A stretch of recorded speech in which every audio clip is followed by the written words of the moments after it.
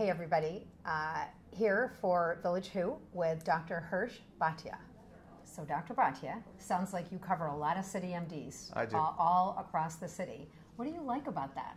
I love the diversity. I love the patients that are across the different neighborhoods. Culturally, every neighborhood in New York is so unique, and being able to go in and just kind of treat the patients in their home and just try to see what they need is just really interesting. It keeps things, keeps me going.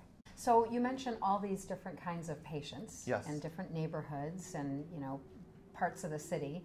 So you probably have some patient stories that have really stuck with you. Yeah, it's the ones where you really feel like you're making an impact on the patient or the patient's lives. Whether it was during COVID and you had patients come in and they weren't even sick with COVID, they just wanted to talk about their family member and what they dealt with like in the hospital in COVID. They couldn't see them, they didn't know who else to talk to, we were there for them.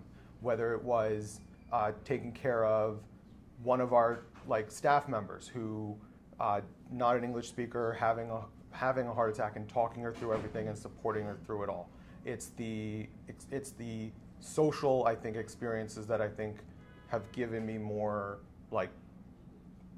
pleasure out of the job or passion out of the job than necessarily the specific cases. Yeah, I can just imagine what that must have been like for all of those months for you. So you mentioned that you thought you were going to be a team doctor. What was it about your background that made you decide to go into medicine and patient care? Yeah, so my grandfather wanted me when I was born to be a doctor. And that's kind of a classic story in my culture.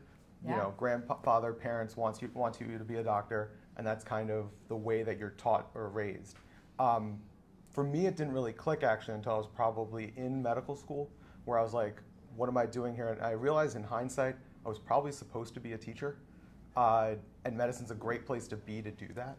So whether it's teaching your patient how do you take care of this problem, or teaching residents or fellows, which we have here at CityMD, we have a fellowship program, so I get to be very involved in that, or teaching staff, scribes, MAs, etc.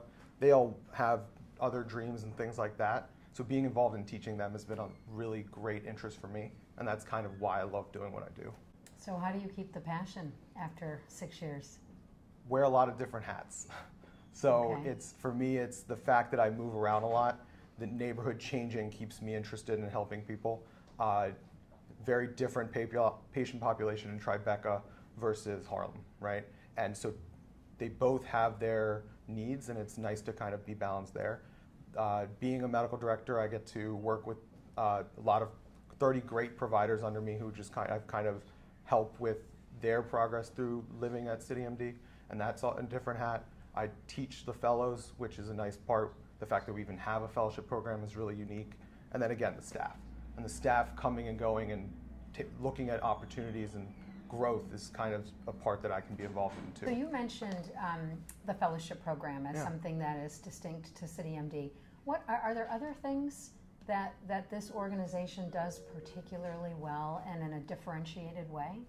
I mean, our leadership is fantastic. It's one of those things where a number of times you'll hear people say, even during a rocky point where the doors are flooded with patients and lines are around the block, it's the providers going, hey, the leadership is why I'm still here. So we've got people here who really know how to be ahead of the curve or kind of be ahead of the problems that might arise, but also quick to make changes that help keep us working more happily working, I guess, or as good as it can get, considering especially the last couple of years, how tough things have been. So let's switch topics a little bit. What do you do when you're not working? I travel as much as I can. Okay, where do you go? Recently was in Italy. Okay. And Antigua and Okay. Hawaii. So I Wow. try to, if I've got a few days off, I'll try to get away Okay. and just try to experience what I can experience. All right, one last question. We think a lot about trust in the relationship between, for instance, a primary care doctor and a patient, or a specialist and a patient. Talk a little bit about trust and an urgent care dynamic. It's difficult because you have to get trust to happen quickly. So you don't have inpatient stay. You don't have multiple visits in primary care or in specialty care to get to build that rapport. And every single patient has a different problem.